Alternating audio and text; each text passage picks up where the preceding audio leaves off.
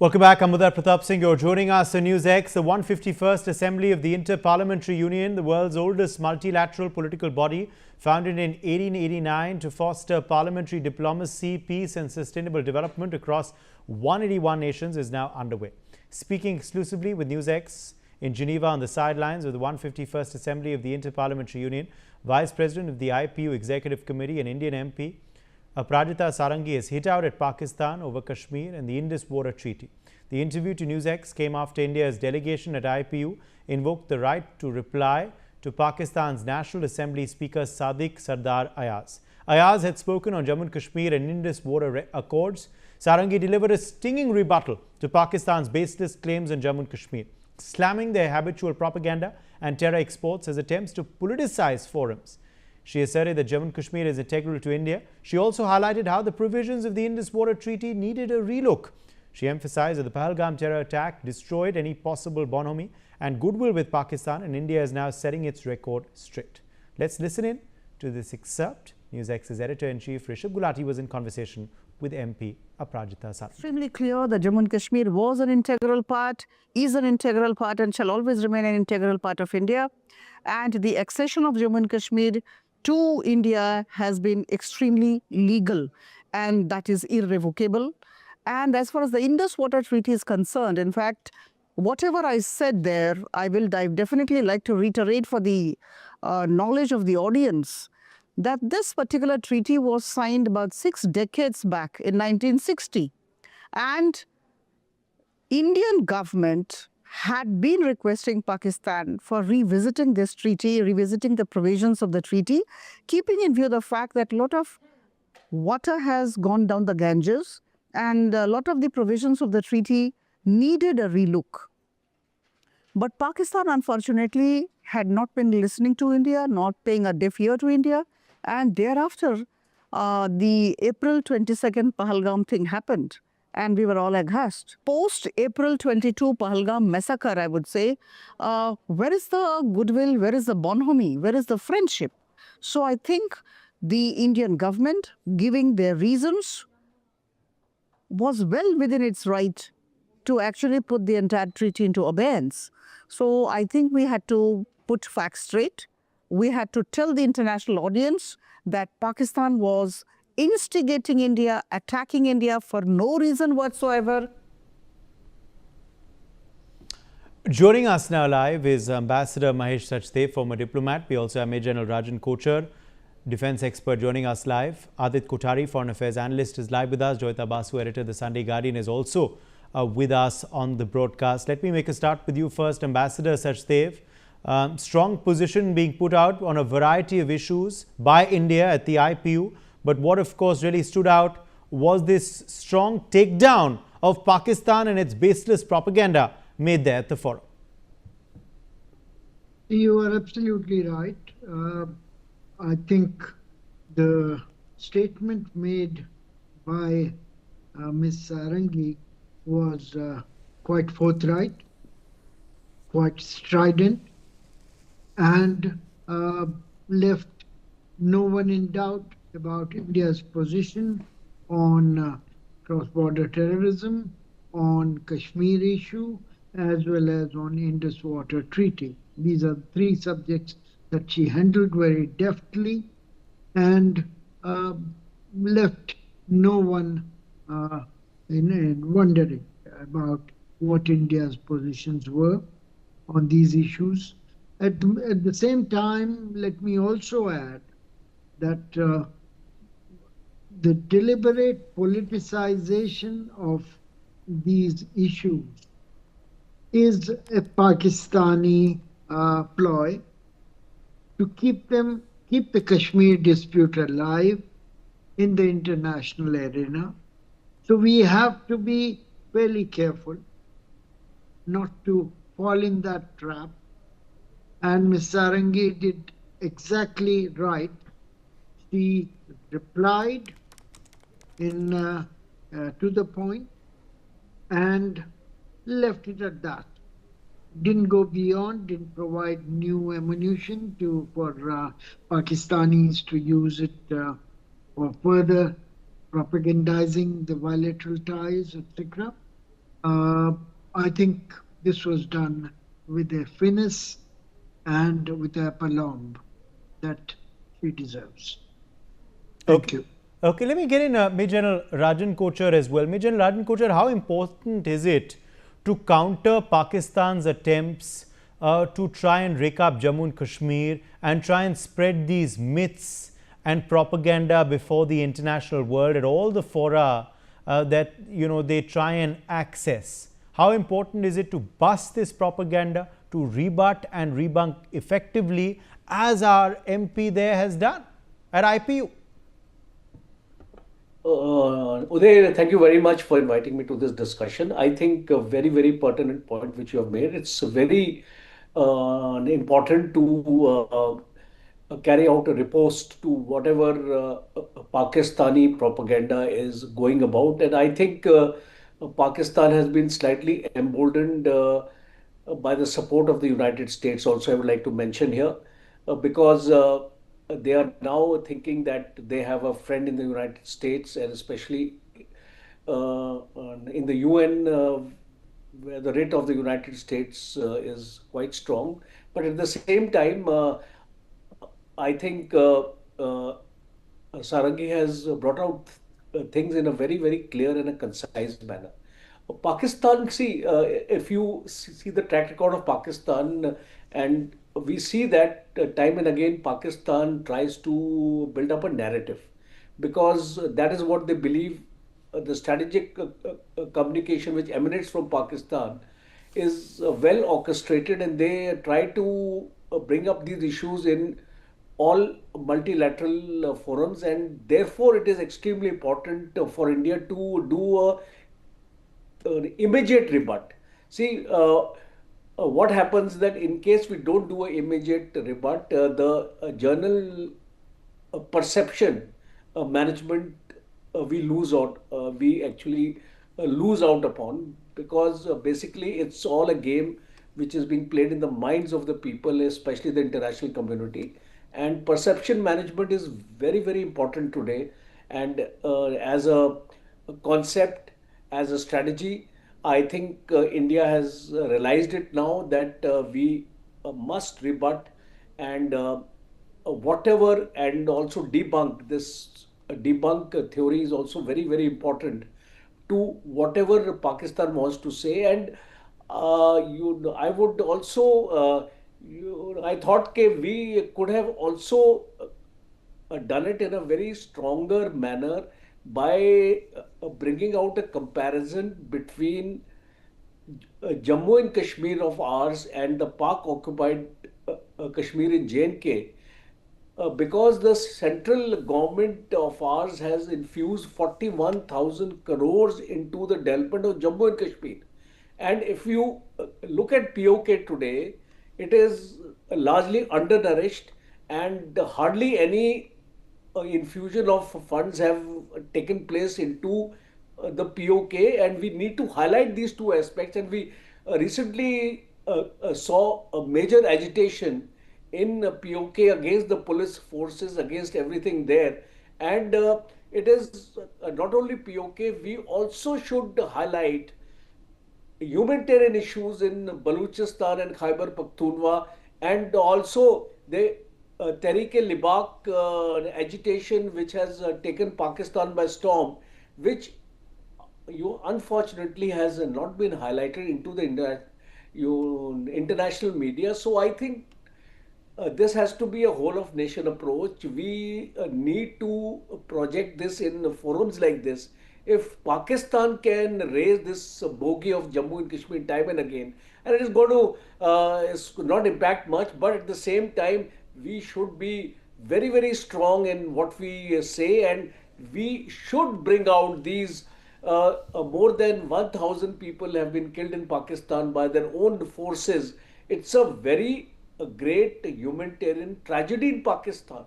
How can the world watch when the Pakistan security forces are slaughtering their own people? And now we have seen this situation also developing on the Afghanistan border. So I think I'm not a foreign affairs expert or things like that, but I think we need to rethink our strategy in a slightly uh, offensive manner or in a slightly aggressive manner instead of being diplomatically correct all the time. It is time Yes. now to show Okay. Pakistan its place in the world. Okay. Adit Kothari, is a more aggressive approach needed for our foreign policy? Should our Indian MPs also be raking up, the situation in Baluchistan and other parts of POK and Pakistan as well? What did you make of Aparajita Sarangi's counter and takedown of Pakistan and the statements that their leader had tried to make at the fora before us? India, of course, did exercise its right to reply and rebut them.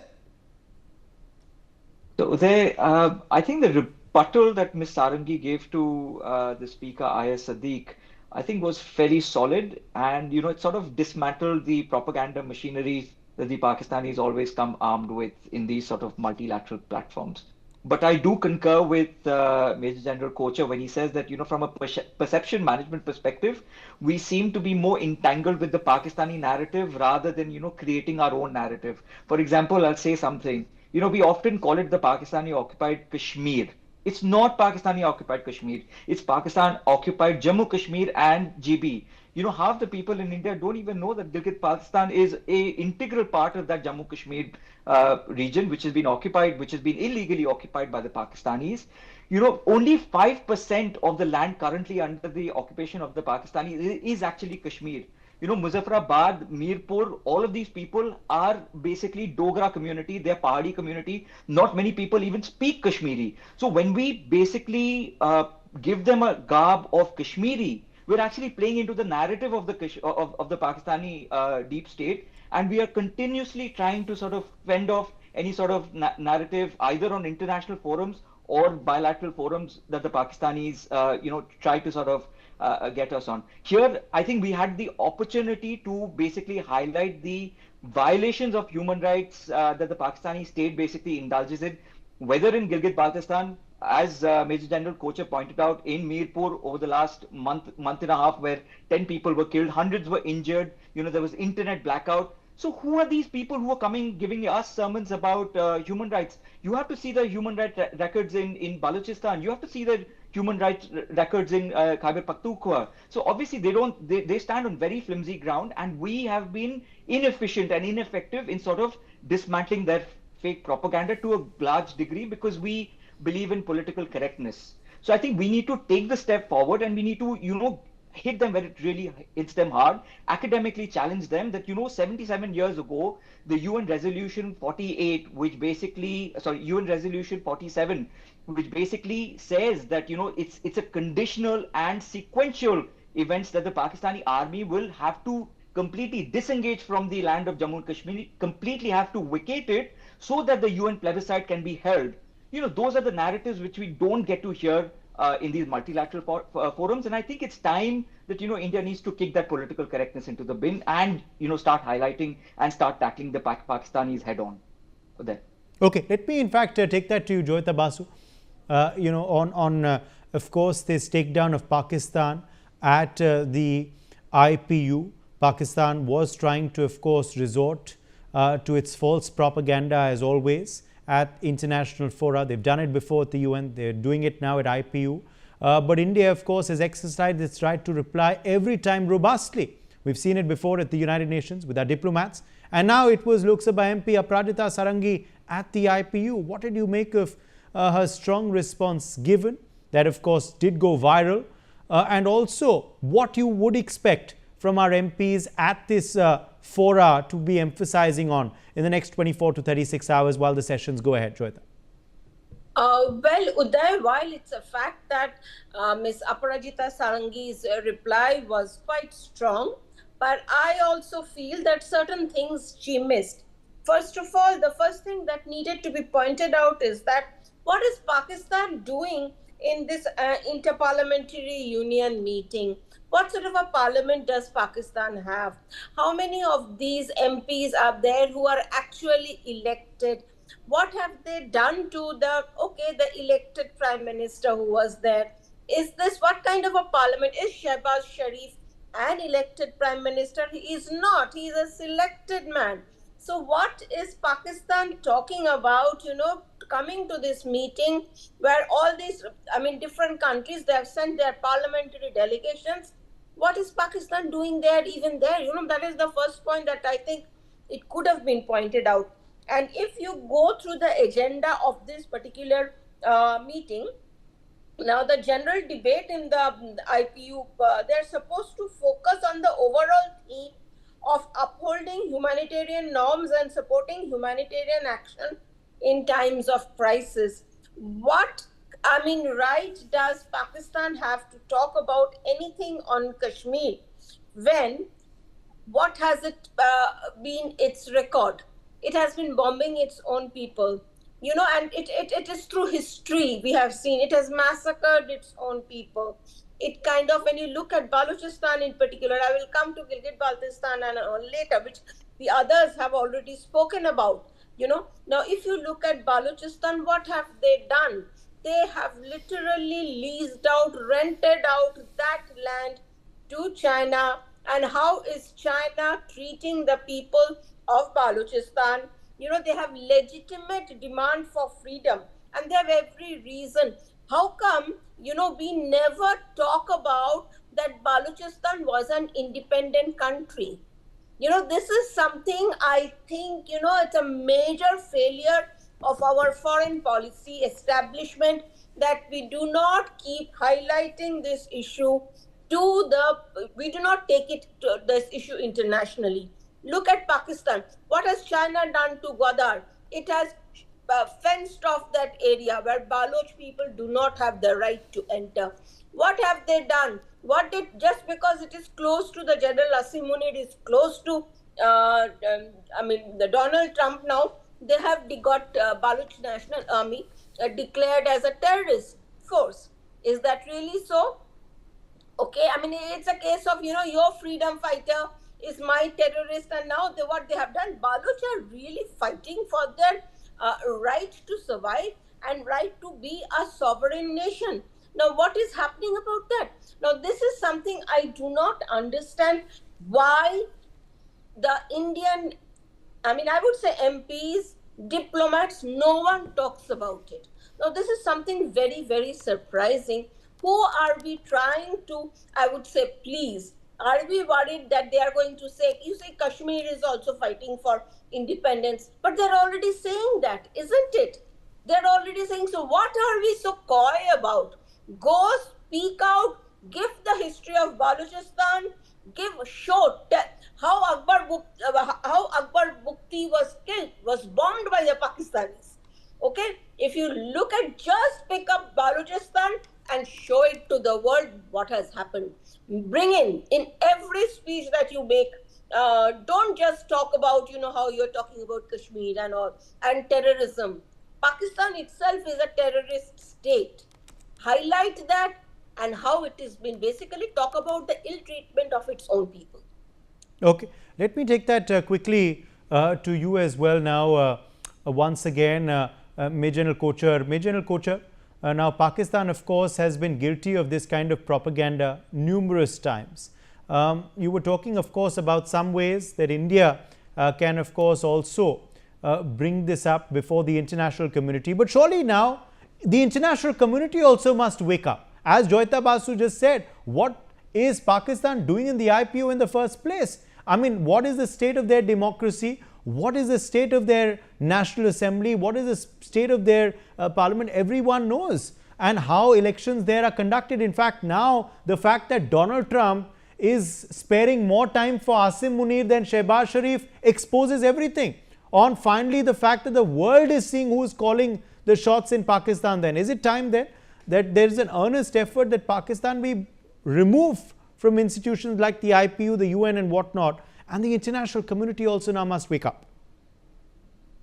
Thank you, Uday. It's a very pertinent point which you have made here. See, we have to see how our strategy unfolds itself, because I want to know one thing, that when this parliamentary delegation is going there, have they been briefed properly?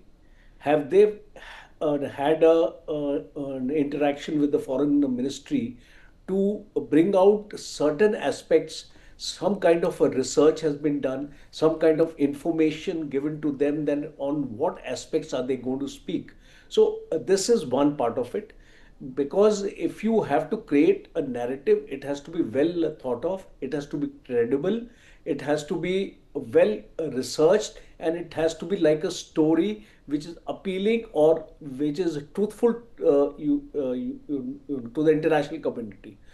Second aspect is, we are all aware, the world is aware what is happening in Pakistan.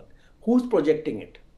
I've not seen in any international media, even in newspapers of the United States like Washington Times and New York Times. I think the Pakistani correspondents are more in number there, and they're able to project their narratives better than us. So I think it is a time to wake up. I think it's a wake up call for all of us here, because we have a reactive strategy. अगर पाकिस्तान वाला कुछ बोलेगा तो हम उसका जवाब दे देंगे. Why are we not proactive? Why don't we mount that offensive right from day one in the UN? And why our reply is only restricted to what the Pakistani has said? And is Joeta and Adit both have been very, very clear in their opinions that we need to adopt some kind of a strategic communication strategy, which possibly I've been talking about it, I've been writing about it, especially after Operation Sindoor, where we were found lacking in this. You see, when Pakistan declares that they have shot down number of aircrafts, why are we waiting for 5 months to say that we have shot down 13 of theirs? This information was available to us right from the first week of the Operation Sindoor. Why did we actually come out in the media and tell everybody that we have shot down 13 aircrafts of Pakistan? So once we start defending this kind of a thing, yes. If Pakistan says 6-0 and we say it is 13-0, who's going to believe us? Okay. Because we have lost. Is a more proactive strategy needed? Let me get in Ambassador Sachdev there. What more can be done? Ambassador Sachdev, you understand diplomatic forums very well. Yes. I think I should begin by respecting the expectations of other panelists. It's quite it's easy to understand the sense of anguish, sense of anger they feel. But let me put 2 or 3 things. First of all, right to reply is limited to the issues raised by the first speaker. You can't go beyond what he has said, or he or she has said. Secondly, the time given is limited. You would notice that when Mr. Sarangi was speaking, the chair told her that her time was up twice, and then she had to stop. So there is also a time limit. But then, having said these things, there are ways of doing what other panelists have recommended through ventriloquism, through your own statements.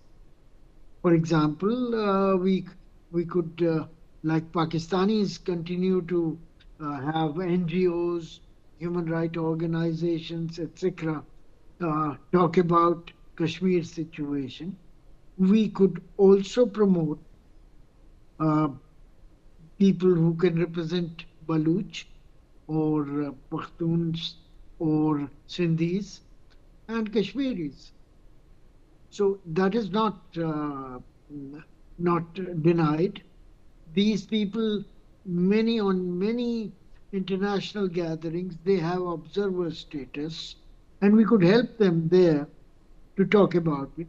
Even otherwise, Amnesty International, Human Rights Watch, etc., have their own agendas, and those agendas can be influenced by our people. But there is a bit of a lacuna, there is a bit of a gap there that needs being filled up.